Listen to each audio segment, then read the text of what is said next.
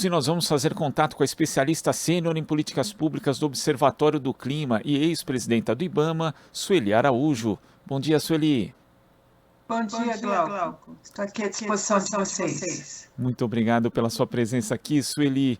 E foi anunciada na semana passada uma parceria entre o governo federal e a Starlink, a empresa que faz parte da SpaceX, a companhia espacial de Elon Musk, oferecendo internet, banda larga via satélite e também uma estrutura para monitorar a floresta amazônica. Segundo informações divulgadas pelo próprio governo, Sueli, será usada tecnologia avançada para a preservação da floresta amazônica, com monitoramento de desmatamentos e incêndios ilegais.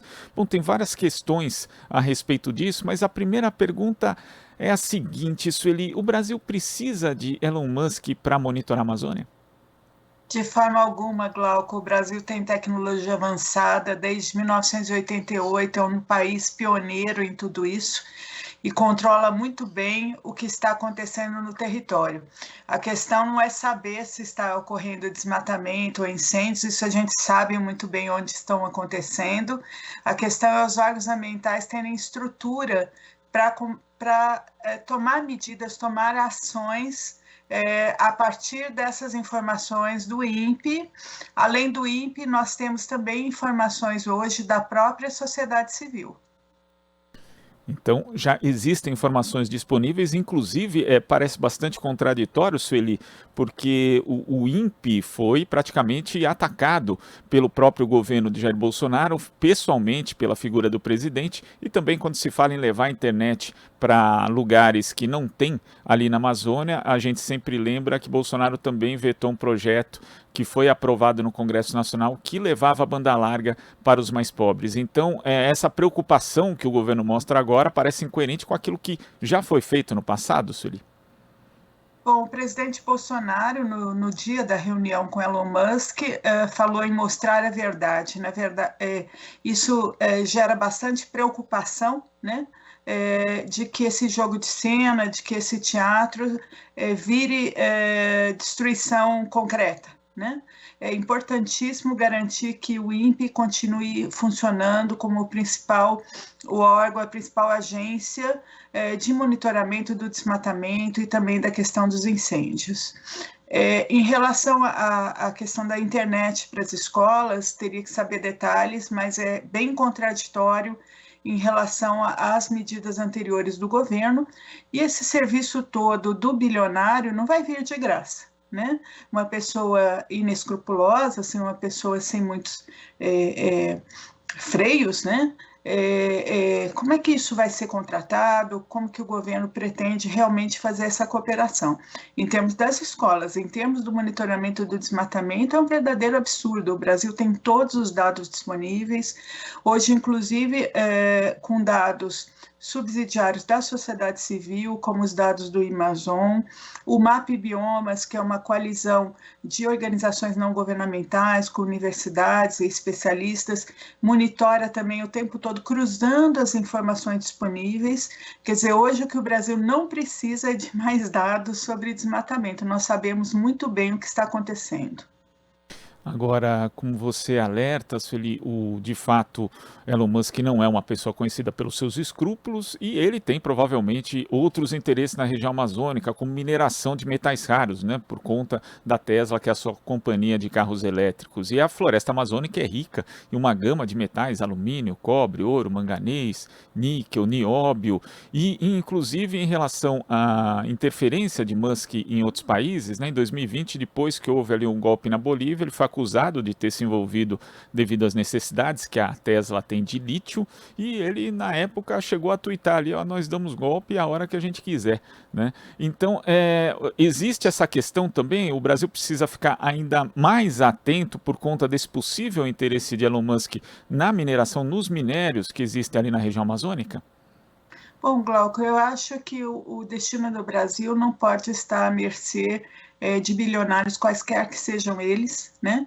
Essas pessoas têm interesses, o que o Brasil precisa é governo, e é o que nós não estamos tendo no período Bolsonaro em diferentes políticas públicas. É lógico que conversas com pessoas importantes no mundo podem ser feitas, mas não com o tom de substituir políticas públicas. O problema do governo Bolsonaro principal, além do autoritarismo, do caos, é a questão da paralisação de diferentes políticas públicas, inclusive paralisando recursos, restringindo recursos, que foi o que aconteceu com o próprio INPE, que mesmo assim continua fazendo seu trabalho. Eu acho um órgão muito valoroso, com profissionais, além de reconhecidos no mundo todo, profissionais corajosos, profissionais que têm continuado a fazer seu trabalho independentemente do que o governo está pressionando, assediando, né? Então a gente tem que respeitar tudo isso, respeitar a experiência dos técnicos brasileiros que são reconhecidos nessa área ambiental desde sempre. Nós somos líderes, na verdade, em tecnologia de monitoramento. E um ponto que você destaca também, Sueli, é que a gente já tem justamente esse monitoramento. O Brasil é bastante avançado nessa área, mas não adianta só ter um monitoramento, é preciso ter uma fiscalização, uma estrutura que consiga coibir, inclusive, aquilo que é identificado nessa fiscalização, nesse monitoramento por satélites. Isso mesmo, tem dados recentes até que foram divulgados, eu não me recordo exatamente do percentual, mas uma mínima parte dos alertas de desmatamento gera efetivamente fiscalização, né? Então, o que se precisa é estruturar os órgãos, não apenas para fiscalização de campo, mas também para autuações remotas, quando os dados disponíveis são suficientes para isso. O MAP Biomas, que é uma iniciativa da sociedade civil, que eu já mencionei, ele cruza informações, todas as informações governamentais e dos governos subnacionais também disponíveis, exatamente para auxiliar nesse sentido, para verificar a possibilidade de atuações, embargos remotos, atuações remotas. Então, hoje o que precisa, Glauco, é trabalho, o que precisa é valorizar os órgãos ambientais, valorizar os técnicos brasileiros que conhecem do assunto e parar de fazer teatro, né? No 4º ano do governo, esse tipo de teatro ninguém encara mais. Esse governo ele só sabe promover isso, né? Factoides, isso não vai para frente até o próximo factoide, até o próximo teatro. E política pública concreta, na verdade, só atrapalham.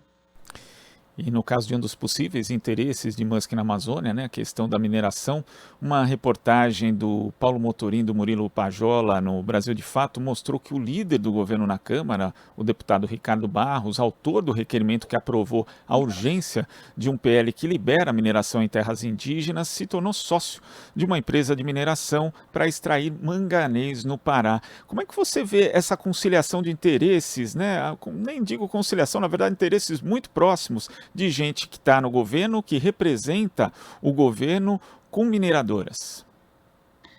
É absolutamente inaceitável.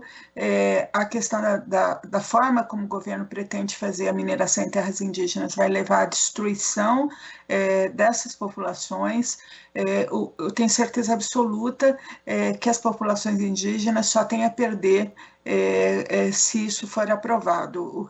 É impressionante, o governo tem todo um discurso sobre defesa, soberania nacional e age em conflito com isso o tempo todo, né? E destruindo nossas riquezas, na verdade. O olhar sobre a Amazônia é um olhar de destruição, de usar os recursos o mais rapidamente possível, gerando riquezas que não são para a população, são para grupos determinados, inclusive grupos de fora, né, grupos estrangeiros. Agora, a gente precisa ficar atento também, Sueli, a essa questão das iniciativas legislativas que podem acabar liberando ainda mais mineração e promovendo o desmatamento, a devastação da Amazônia, já que um eventual novo governo vai ter muito trabalho para recuperar aquilo que foi desestruturado por ações do Executivo, mas também nos pode permitir que se avance no Legislativo essas propostas que acabam aí possibilitando a ampliação da devastação dessa região, Sueli. Nós temos o que nós chamamos pacote da destruição no Congresso Nacional. Tem várias propostas negativas em termos de meio ambiente, mas tem algumas mais devastadoras, entre elas as propostas que admitem mineração em terra indígena ou que mexem com os direitos socioambientais, né, dos direitos de demarcação. A luta tem sido, Glauco, para não deixar votar esse ano, né, para passar 2022 e no ano que vem o PL 191, o projeto de lei 191, que é o de mineração em terra indígena, é de autoria do Executivo. Então, o próximo governo pode, logo de início, nos primeiros dias de governo, retirar esse processo de tramitação. Então, todo o esforço da sociedade civil tem sido nesse sentido, de impedir entrar em pauta, porque o Congresso está muito difícil de gerenciar quando entra em pauta, né? A Câmara dos Deputados, dos 513 parlamentares, nós conseguimos mais ou menos, no máximo, uns 150 votos quando questões ambientais entram em pauta, favoráveis à questão ambiental, né? Então, se entra em pauta, nós perdemos, né? Então, o esforço todo tem sido de não deixar votar, tem uma mobilização grande aí por todo o país, que até agora está sendo bem sucedida, e eu espero com a ajuda dos brasileiros, né? Porque essa mobilização ela só impede a votação se os parlamentares sentem que a população está contra, né? Então, a demanda é que a população nos ajude a afastar essas pautas tão nefastas do processo de votação em si. Sueli, queria agradecer a sua participação no Jornal Brasil Atual de hoje. Muito obrigado, até a próxima. Eu que agradeço, Glauco. À disposição de vocês. Um abraço. Abraço. Conversamos aqui com a especialista sênior em políticas públicas do Observatório do Clima e ex-presidenta do IBAMA, Sueli Araújo. Você está ouvindo Jornal Brasil Atual. As notícias que os outros não dão.